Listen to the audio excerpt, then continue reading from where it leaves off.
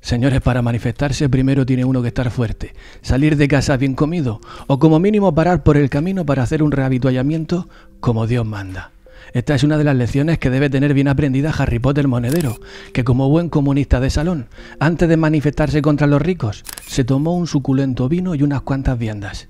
Eso sí, en un bar de lujo, no vaya a ser que le confundieran con la chusma.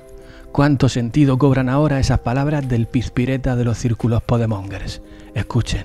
Yo contaba esa historia de ese camarada rojito que le dicen: camarada, si tú tuvieras 2 aviones, ¿qué haría? Dice: yo uno para mí y otro para el partido. Y si tuvieras 2 fincas, una para mí y otra para el partido. Y si tuvieras 2 Hummer, uno para mí y otro para el partido. Y si tuvieras 2 gallinas, hombre, pero no dudas las Hummer, las fincas, los aviones, ¿por qué dudas de las 2 gallinas? Y no es que las 2 gallinas sí las tengo. Sustituya usted las 2 gallinas de la historia por una casa de lujo y un sueldazo al mes, y tendrá como resultado al camarada rojito Harry Potter Monedero luchando contra los ricos a base de iPhones, vino Gran Reserva y un mondadientes para el pellejito. La madre que me parió. Señores, la izquierda podemonger es una inmensa maquinaria de fabricar metáforas contra sí mismos. Son auténticos memes andantes, perfectos oxímoron vivientes. Uno de los últimos casos lo tenemos en el adalid de los desayunos a las finas hierbas, que no contento con demostrar su incompetencia matemática al ser incapaz de realizar una simple regla de 3, no contento con eso, va por ahí promulgando memeces que no hacen más que sumirlo en un mar de contradicciones. Los programas son contratos con el pueblo y el que los incumpla tiene que irse a su casa. Eso es lo que se llama democracia. Dijimos que nadie iba a estar más de 2 legislaturas y dijimos que nadie iba a ganar más de 3 salarios mínimos. Quien no cumpla lo que hemos planteado antes de los documentos éticos de nuestra formación no puedan pertenecer a Podemos, quedan fuera inmediatamente determinados comportamientos o decir Diego donde dijeron digo, porque tenemos que luchar, como hemos venido diciendo, contra la casta, y eso implica el riesgo de que parte de la casta quiera esconderse en nuestras filas. Y yo tengo jardín en mi casa para sacar a mis hijos. Los programas son contratos con el pueblo y el que los incumpla tiene que irse a su casa. Los gilipollas, en verdad, somos nosotros. Los programas son contratos con el pueblo, decía el querubín de los anteojos cuando aún no se bañaba en sidra. Y el que no cumpla tiene que marcharse. Resulta cuanto menos anecdótico que poco tiempo después de decir aquello, le largaran con cajas destempladas del partido que él mismo ayudó a idear. Y señores, yo no sé cómo lo verán ustedes, pero a mí me da la sensación de que el hecho de que te echen de Podemos por ser corrupto e incumplir los contratos es como mínimo el colmo de la redundancia. Es como si un panadero te despidiese de su panadería por haber hecho pan. Pero claro, toda permanencia resulta insostenible cuando incluso los mismos integrantes de tu banda de ladrones van por ahí despotricando contra tu honradez, si es que acaso alguna vez la tuvo.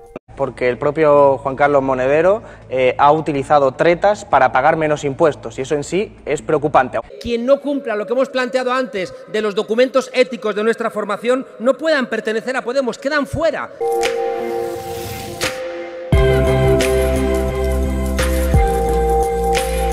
Y ojo que lo de Garzón puede parecer una coña sin importancia, pero también puede convertirse en una auténtica maldición, porque parece que el chato, a la chita callando y sin quererlo, va poniendo a cada uno en su lugar. En ocasiones pienso que más que un podemonger es un espía encubierto que en realidad pretende desmantelar a la progresía a base de estupideces que de vez en cuando dan en la diana. No me lo tomen en cuenta, pero a veces pienso que Garzón es un superagente encubierto que parece decir cosas al tuntún, pero que en realidad son auténticos dardos envenenados contra el corporativismo podemonger. Hay que desconfiar de las personas que creen hablar en nombre de todos los demás. Cada vez menos gente en España entiende, especialmente la gente joven, que ya en pleno siglo XXI la ciudadanía no pueda decidir quién tiene que ser su jefe de Estado. ¿Se imaginan que las inconscientes palabras de Garzón terminan contribuyendo a que a Pablo Iglesias le hagan dejarlo? No caerá esa breva. Sí, señores, discúlpenme el atrevimiento. A veces pienso que Garzón es un espía, aunque luego le escucho hablar de economía y todo vuelve a su lugar. Y caigo en la cuenta de que Garzón no es más que un cantamañanas, que ha tenido la suerte de estar en el lugar apropiado, en el momento oportuno. Sí, nosotros lo que percibimos en los datos es que efectivamente al no haber competiciones deportivas, pues lo que son las apuestas que están muy vinculadas a este tipo de eventos se han reducido de manera extraordinaria. Señores, así recibían a Pedro Sánchez en el mismo instante en el que se reunía con Ayuso.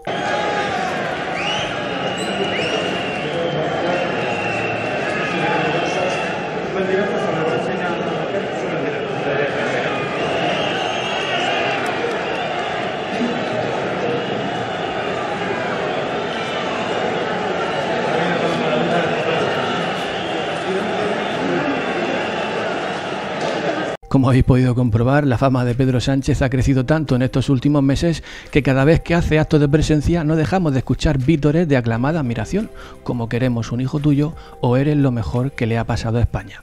Ante semejante muestra de amor, el propio presidente ha dado una rueda de prensa para decirnos que gracias a nuestro cariño ha conseguido que España pierda en tan solo 3 meses toda la riqueza que habíamos ido acumulando durante 14 años.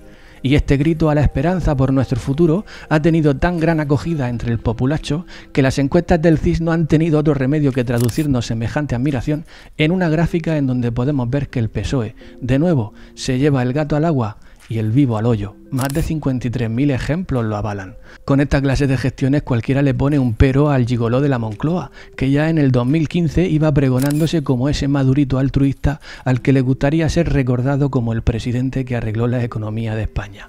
Y si queréis que os sea sincero, tengo que admitiros que lleva muy buen camino, porque en lo que llevamos de año ha conseguido que las importaciones y las exportaciones bajen más de un 30%. Todo un logro, teniendo en cuenta que también somos los primeros en paro juvenil de toda Europa.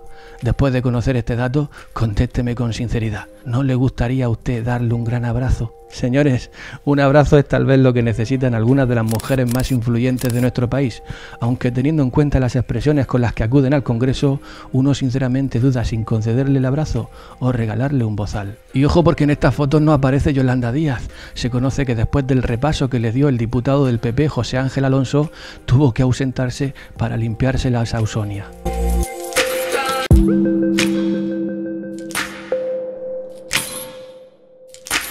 Este gobierno no va a dejar a nadie atrás y mucho menos a los jóvenes imprescindibles para la reconstrucción de nuestro país. Pues, señora ministra, hoy nos hemos enterado aquí de que el futuro de esos jóvenes es ocupar segundas viviendas y lo dicen muy orgullosos. No sé lo que opinaría su jefe, el señor Iglesias, si le ocupasen su jardín.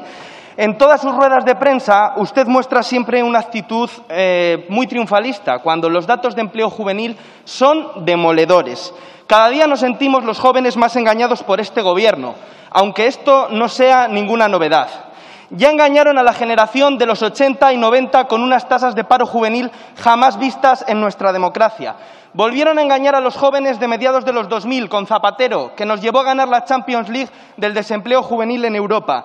Y ahora nuevamente están cercenando el futuro de otra generación de jóvenes españoles. En tan solo 8 meses su Gobierno, señora Díaz, nos ha vuelto a situar a la cabeza de la Unión Europea en paro juvenil, más de un 40%. Y no lo digo yo, señora ministra, lo dice Eurostat. Y no eche, como siempre, la culpa al coronavirus, porque el resto de estos países, el resto de los países de la Unión Europea, también han sufrido la pandemia. Pero ¿sabe lo que no sufren? Lo que no sufren es su Gobierno. Señora Díaz, la economía no es una ciencia exacta, pero es que si hay una regla matemática en la política española, es que siempre que gobierna el socialismo sube el paro y siempre que gobernamos nosotros baja. Como muchos de vosotros me decís, se puede decir más alto, pero no más claro. Como también era claro este músico cubano que deleitaba con sus verdades sin pelos en la lengua a los pasajeros madrileños de su vagón. España se va a la mierda, sí señor. El gobierno está fuera de control. Entre tanto comunistas y tanto separatistas se han cargado en par de años la nación. El presidente tuneándose el Falcón y el coleta comprándose un gasoplón. Es un gobierno de jetas cuya única gran meta es que vayas a la escuela en bicicleta. La canción es más larga, pero tampoco quiero que lloréis. Para los más atrevidos os la dejo en mi Twitter, y para los que queráis seguir manteniendo la distancia de seguridad, os recomiendo que prestéis mucha atención a las medidas que tomaron Pedro Sánchez y Ayuso en la reunión que cité anteriormente. Presten atención. Medidas tomadas por Ayuso y Sánchez para defender a la población de España de la imparable amenaza de la COVID-19. Atención, en este texto usted no va a encontrar ninguna medida. Estas palabras son simplemente un ardid, una estrategia para desviar su atención con el único objetivo de que no se percate de que mientras usted está leyendo esto, más de 10 inmigrantes habrán traspasado ilegalmente nuestras fronteras para terminar dispersándose sin ningún tipo de control por todos esos barrios que Harry Potter monedero nunca pisará con sus sandalias Nike Dios 1000, pese a dárselas del defensor del proletariado en sus manifestaciones superchachis para protestar contra los ricos. Este fin de semana he podido estar en Almería y obtener la prueba real y directa de esa complicidad del Gobierno con las mafias de tráfico ilegal de seres humanos en el Mediterráneo y con esas ONGs que igualmente colaboran y son cómplices con la entrada ilegal de inmigrantes en España. El Gobierno oculta la realidad. El viernes yo tenía previsto y anticipada la solicitud de visita al Centro de Atención Temporal de Extranjeros en Almería. Horas antes de llegar a Almería, el secretario de Estado de Seguridad me prohibió la entrada al Centro de Atención Temporal de Extranjeros en Almería por razones, decía, de salud pública, es decir, podía yo ser infectado por coronavirus. 2 horas más tarde de llegar a Almería, 2 autobuses completos de inmigrantes ilegales que habían llegado a España en menos de 24 horas salieron en dirección a lugares indeterminados, no sé si hoteles de lujo, albergues o directamente a la estación de autobuses o de tren de Almería para dispersarse por el espacio europeo. Pues sí, señores, habida cuenta de cómo se la gasta este gobierno, lo cierto es que no iríamos muy mal desencaminados al pensar que la reunión entre Sánchez y Ayuso no ha sido más que bombo y platillo. Pero no me hagan caso a mí, que soy tan solo un youtuber con gafas raras y pelo enrabietado. Y por eso es por lo que me pongo gorra. Espero que estéis bien, que nada ni nadie os impida ser felices y sed bienvenidos al Teatro de Will.